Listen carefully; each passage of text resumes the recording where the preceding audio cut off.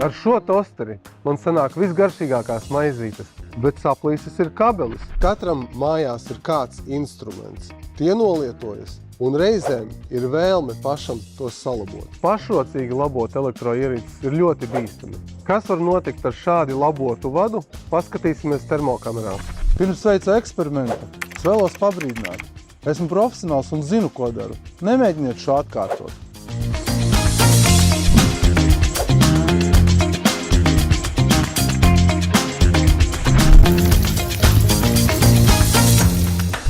Ja lietojot elektroierīces jūti degošas plasmasas smaku vai dzirksteļošanai raksturīgus sprakšķus, šie ir bīstamības faktori.